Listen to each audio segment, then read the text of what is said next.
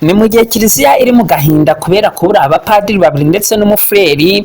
Nyamara biravuga ko abapadiri babiri ndetse n'umufureri urupfu rwabo rusa nkaho rutunguranye, kubera ko abantu benshi ntabwo bari bazi ko ibintu byagenda gutya.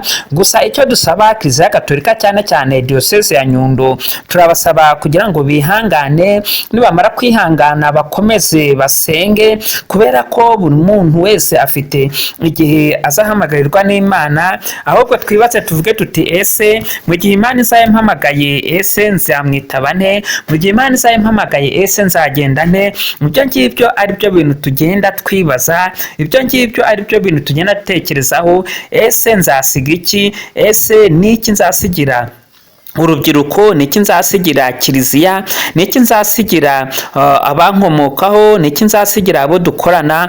Ibyo ngibyo nibyo twasaba kugira ngo Uwiteka yakomeza kubana natwe.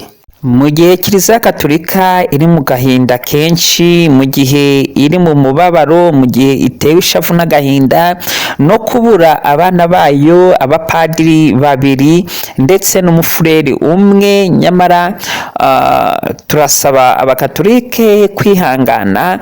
Ni nyuma yaho mu minsi yashize hari hagaragaye cyangwa se hari humvikanye inkuru ivuga ko abakatolike bigumuye bakaza kuba batora papa musha uwo bise Harerimana Faustin. Ibi rero bimaze kuvaho, igihe bitangiye gucogora, mu gihe Kiliziya irimo ikora iperereza ku cyaba cyatumye habaho ku kwigumura hagatorwa papa musha wo mu Rwanda, ni ukuvuga ngo bahuye n'ibyago baza kuba babura abapadiri babiri n'umufureri. Gusa reka tubanze twihanganishe Kiliziya Gatolika cyane cyane Diocese ya Nyundo, kubera ko bamwe mu bapadiri babuze ubuzima bakoreye umurimo muri Diocese ya Nyundo. Tubanze twihanganishe rero abasaseridoti bose, abapadiri bose ndetse n'abakristo ba Diocese ya Nyundo. Gusa reka tubanze tubasabe, nimba mutarakora subscribe mukore subscribe kugira ngo video zose dushizeho mujye mubasha kuba mwazibona, kandi nimba utarakanda ku nzogera nyaboneka ukande ku nzogera kugira ngo ujye ubona notification ya video yose dushizeho. Ni nyuma yaho rero aba bafureri cyangwa se uyu mufureri n'abapadiri babiri bitabye Imana mu buryo butunguranye.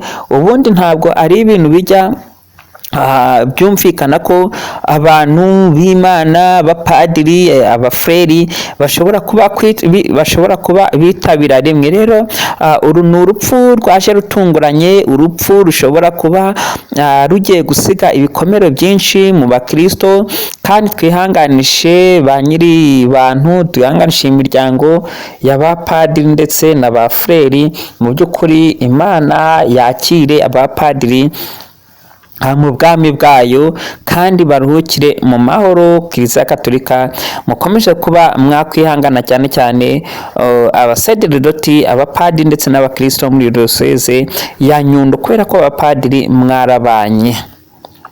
Rero tuzabagezaho igihe nyacyo, igihe cy'ubuhamya, kubera ko hari ababanye nabo, hari imirimo bakoze, hari ibigo bakoreye, hari amadiyoseze menshi atandukanye bagiye bavugamo ubutumwa.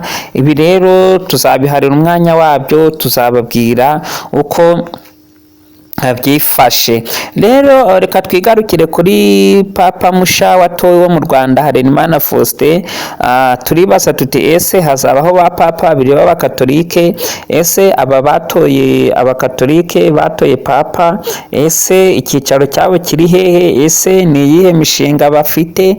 Ese ni iyihe gahunda bafite? Twongere turebe mu by'ukuri ese ko papa atorwa mu bakaridinare, uyu papa we yatowe mu baye bakaridinari, ese hari abakandida bangahe biyamamazaga?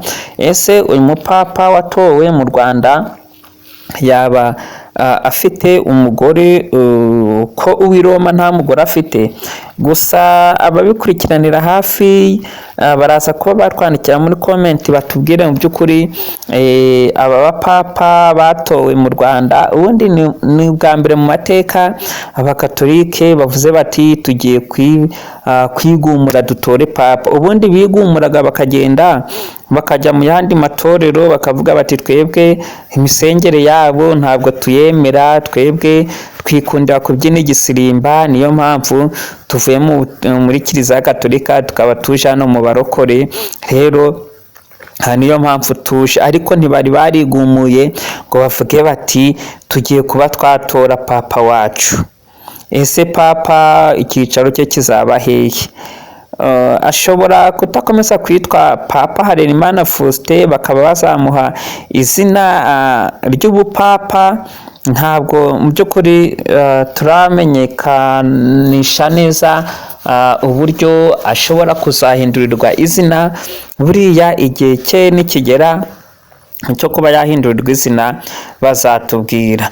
Rero aba bapadiri babiri bitabye Imana ndetse n'umufureri biravuga ko ari abantu ba kera, ari abantu bafite imiryango myinshi, ari abantu sinzi uko nabisobanura, ariko mu by'ukuri ntabwo twavuga ko ibi bintu Uwiteka Imana atabizi, sinavuga ko ibi bintu Nyagasani Rurema atabizi, ahubwo umunsi wacu nugera nawe uzagenda. Ari nayo mpamvu dusaba abantu kugira ngo bajye birinda guca imanza. Buriya nta muntu wakagombye gucira imanza mugenzi we, nta muntu wakagombye gukora ibintu bisa nkaho ari mahima mugenzi we. Niba mugenzi wakubwira ati nsengera,